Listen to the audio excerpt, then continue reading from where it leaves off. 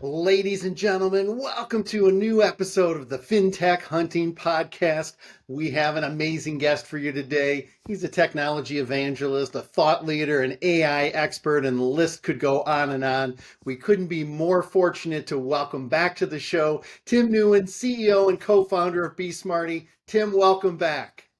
Hey, Michael. Thanks for having me on. Well, it is great to have you, Tim. You always have a wealth of knowledge and expertise that you share. I was reading that you recently have an article in MBA Newslink, and you mentioned the year of simplicity, strategies for a seamless mortgage operation. Tell me, what do you mean by that? Oh, gosh. I learned a long time ago, right? Keep it simple, stupid. I lived that way. But when I got into mortgage, that all went out the window, right? Mortgage is a really, really complex industry. Running a business is really complex, right? You got people, you got cash flow, you have technology, you have investors, and so customers, competitors, right? The list goes on and on. But in mortgage, right, we deal with huge loan amounts. We deal with overlays from state and federal levels. Even at the federal level, there's multiple regulations that talks about the same thing, like an application. Then you have investor overlays, you have legacy systems, you have people's lives literally on the line, right, in many cases. And you have a very cyclical market. And that just makes business way more complex, right? But really the whole idea here is, despite all that, mortgage isn't that unique. Right? There's a lot of industries that are super complex, and people have found ways to simplify it. So at least for BeSmartee, this is a year of simplicity, right? We're simplifying our product. We're simplifying the way we serve customers. We're simplifying our processes. We're looking at everything that is complex, that's been accepted as status quo. And we're saying, okay, wait, hold on. 10 steps, 3 departments? What about 4 steps, 2 departments, right? We're just trying to simplify everything. And I'm really encouraging, this article is all about encouraging our lender base, our client base, industry as a whole, to really look at it from that lens as well. Yes, it's a complicated business, we get it. But the ones that really do well, right, are the ones that simplify. Think TurboTax. The IRS is, I was shocked when I was doing the research on this. The IRS is, tax code is 74,000 pages. Crazy. Talk about complex. It's very complex. I mean, it's 187 times longer than it was 100 years ago. Right? And that's just one industry, right? Just tax. So, we're not unique. But there is ways to do it, and the ones that do it do very well. Well, I love how you talk about simplicity, and I think that applies to so many aspects of the origination process. As I coach a lot of loan officers, even the language they use, they overcomplicate stuff. They tell the borrower, send me your VOE. Well, the borrower doesn't even know what the hell a VOE is. And then they're wondering why they don't get back all of their documents in a timely manner. They wonder why there's confusion. And I think one of the challenges is you work with your lenders, really convincing them to go back and check out their workflow. Do we need these 10 steps? Do we need it to go to 4 departments, 5 departments? I understand to check and recheck, but do we have to have so much redundancy that all we're doing is adding to the cost to originate? I was talking to a friend of mine down here locally. He owns a mortgage company, obviously, and also a client. And he's telling me he started with like one loan officer compensation plan, right? Then he brought in his other loan officer, then created another one and another one. He's sitting at like 40 different versions of loan officer compensation plans. And so I challenged him, this was about 4 months ago, and I said, hey, why don't you dig through your data? Did those LO comp plans work out? Like, hey, top producers are going to come in. We're going to give them something unique. It's worth it. It's worth extra labor to manage it and track it and comply, make sure it adheres to compliance and whatnot. Well, he went back and some worked, but most of them were not. Most of them were like, we just put ourselves through this exercise and the originator didn't perform as expected, or the volume just wasn't there, or they left 3 months later, right? So he had all this complexity. So he's going back now, and it's just kind of making one universal LO comp plan. And if you do it right, you could change the numbers, you change the parameters, right? But you don't have to. But the structure generally remains the same. And now he's going back to his product and pricing, his fees. Why am I nickel and dime fees? Maybe I'll just make that a lender paid fee, right? So he's going back and really kind of just simplifying everything, and I'm starting to see the results. See, I think that's a perfect example. And you see so many lenders struggle with that, whether that is with LO comp, whether it's having 4 or 5 CRM systems, 2 or 3 point of sale systems.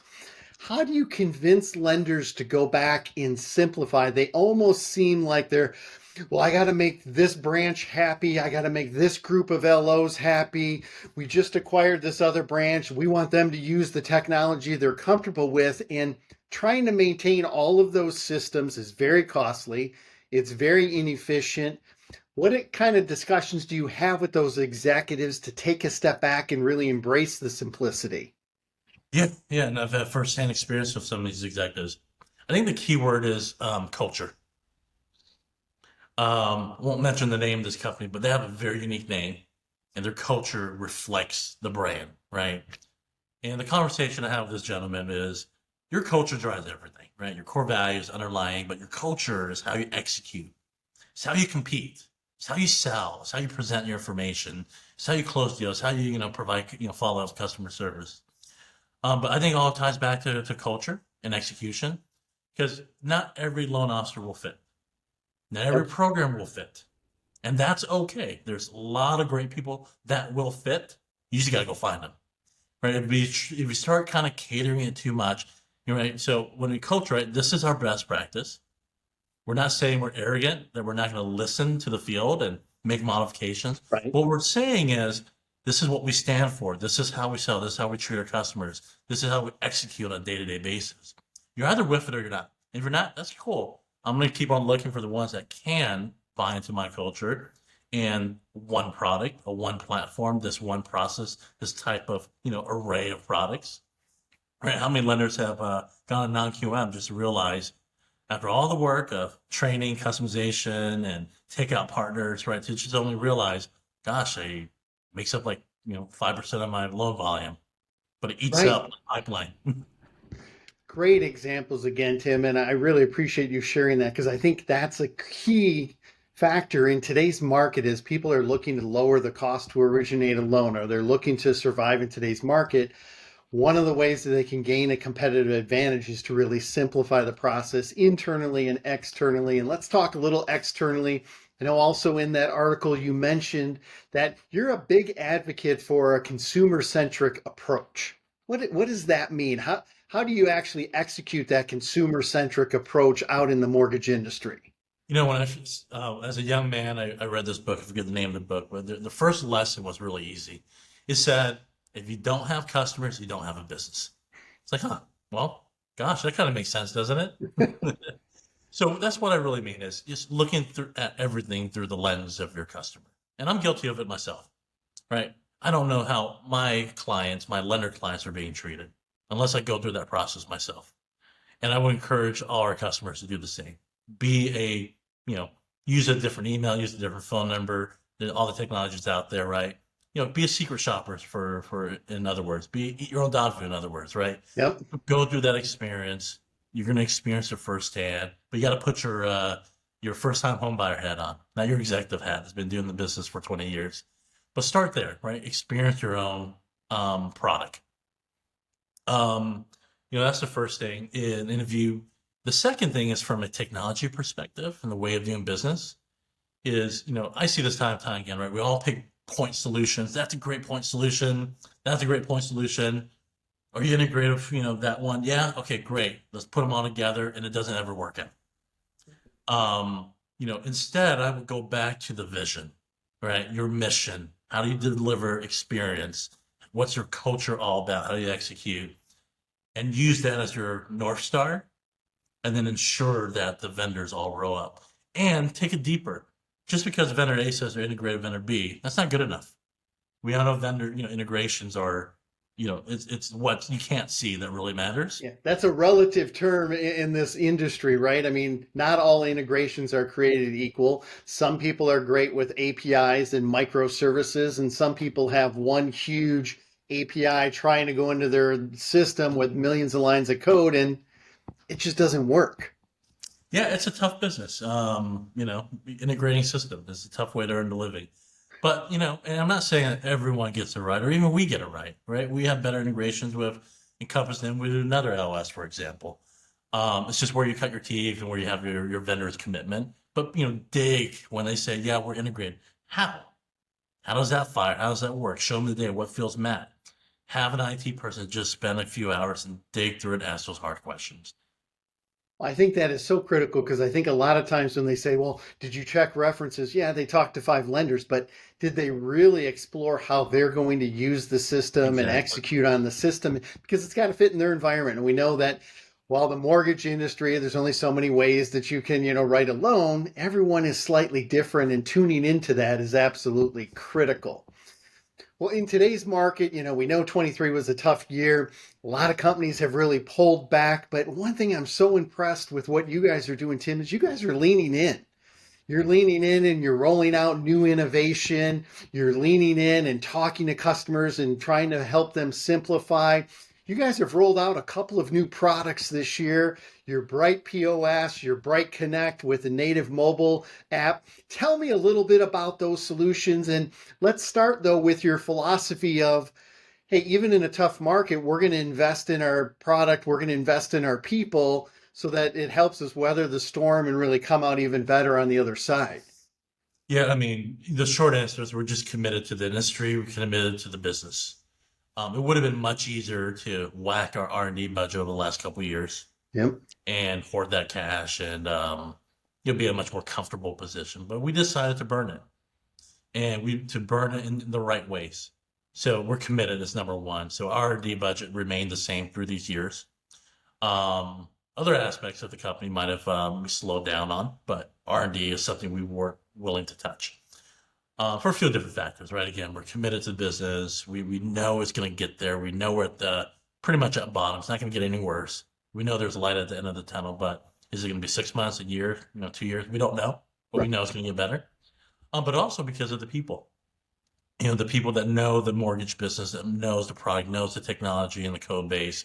We want to retain them as well because we're going to need them, and they won't come back if we let them go during the pandemic or during the bust, right? So we held on to these people and continue to innovate. But the way we look at the world, Michael, is pretty simple in terms of mortgage point of sale. Without mentioning any names, that's not cool. I'll say this is every BeSmartee competitor has a different competitive advantage, right? Yep. One for us, it's about automation, data, and processes. You can go from application to a paid appraisal in about 15 minutes. Cool. We're not going to change that. We're going to keep on focusing on automation. That's where we cut our teeth and that's where we excel.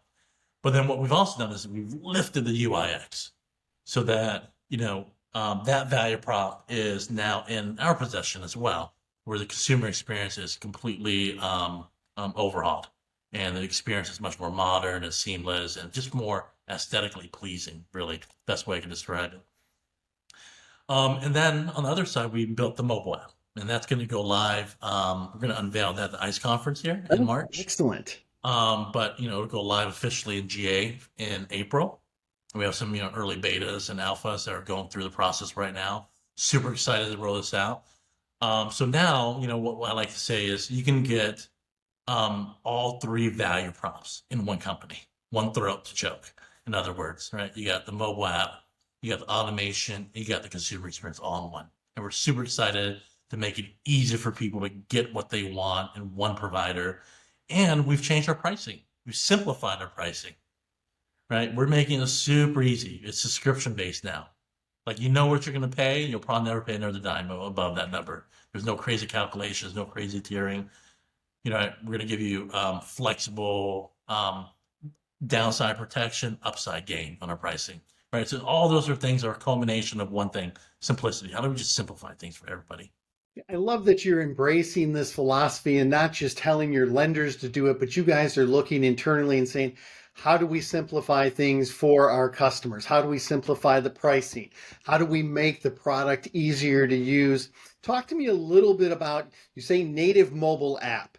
And I love talking about this topic because a lot of people in the industry, and we won't name any names, but they claim to have mobile. It's not really mobile. I mean, maybe I can look at five fields or something like that, or I could get a quick status on my phone, but it's not a native mobile app. I really can't take an app. I really can't check pricing. I really can't look at the loan file and do things. So give me your kind of take on truly a native mobile app and kind of the functionality people can expect. Yeah, so native mobile app basically serves three different personas: the loan officer, the real estate agent, and the borrower. For the loan officer, and it's going to take us, just to be very fair, is building a mobile app is not easy. Some people have done a really good job at it. And if you've ever seen our web app, you'll see it's got everything, right? You can basically live outside of LS in the web app, but the web app is not exactly very, mobile friendly. So what we've done is we started porting over some core features from the web app into the mobile app. And then we're, over the course of quarters and quarters for the rest of this year, we're porting the other features into the mobile app.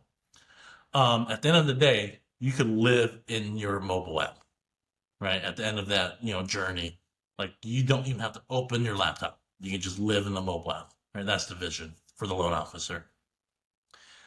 For the real estate agent, it's a way for them to use it as a digital business card, get live product and pricing, and or use a calculator, make referrals from their buyers to the originator that they love and work with. And some real estate agents we may even use this as a mini CRM as well, to give them a free tool that's paid for by the lender, that helps them serve their borrowers better. And they'll have a pipeline. They can search for these things. They can help facilitate the closing of that transaction. And then you move on to the borrower. The borrower will always have the web app version, but they also have it complemented by the mobile app version. What we expect and what we're starting to see is, people don't want to download the web app from a borrower's perspective, or some mobile app, because, they're thinking one-time transaction. Why would I take up space on my phone? But what we see is they want it after the submit a web app. Like, hey, I've submitted my app. I want to stay closer to this. It's really important. I want to close the loan. Is there a better way to stay connected to my loan? And the web app just doesn't serve that purpose. That's where the mobile app comes in, really bridges that gap with, push notifications and using your native phone's camera and so forth. Great stuff. I love that you guys are just leaning in. You're continuing to add value to the industry. You had mentioned, integrations being so important, and one that you guys have done exceptionally well is with ICE. Talk to me about what it means to have a partnership with ICE and some of the value prop that you deliver to those ICE customers, because I know we're gearing up for ICE Experience. I know you guys will be there. You're rolling out a lot of this, but talk to me a little bit about the importance of that partnership. Oh, I mean, super important, right? Obviously, ICE is the king of the jungle when it comes to, mortgage technology. They always release stuff that works at scale. It can handle almost, every single need that a lender needs. And it allows the lender to really customize it, right? So we're really excited to be a part of that ecosystem. We've been part of that ecosystem for years. But what we've done is we've created a one product, our one product, our prescribed solution for how it should work with ICE, so that it could get spun up quickly, so that it could be adopted quickly. And in return, guess what? Because it's simple for us, we've made the pricing simple and a little bit less than it used to be. So those are all going to be advantages that the lender is going to, take advantage of. But, ICE has to solve for the masses. Yep. Right? If you just need to check the box, use their native technology, it's going to work just fine.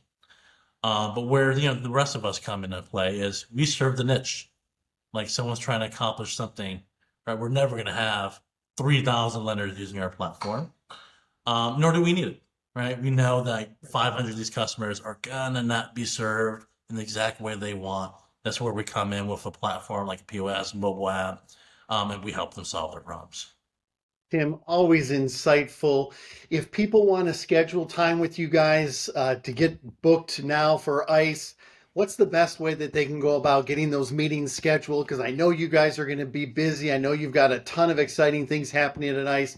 What can they do to get signed up now, to schedule time and meet with your team? Yeah, please do. Our AEs, myself, will get booked, but just email Tim at BeSmartee.com. Super simple. Tim at BeSmartee.com. And when you walk into the trade show, I think we are the booth on the right. So as soon as you walk in, you got ICE, and then we're going to be right on the right at the front door. Fantastic. Well, I look forward to seeing you at ICE. Tim, you always share so many great insights. People go look at their solutions, check out the cool stuff that they're doing. And thank you so much for being a guest on this episode of the Fintech Hunting Podcast. Thank you, Michael. Appreciate it, Thanks, sir. Tim. Take care.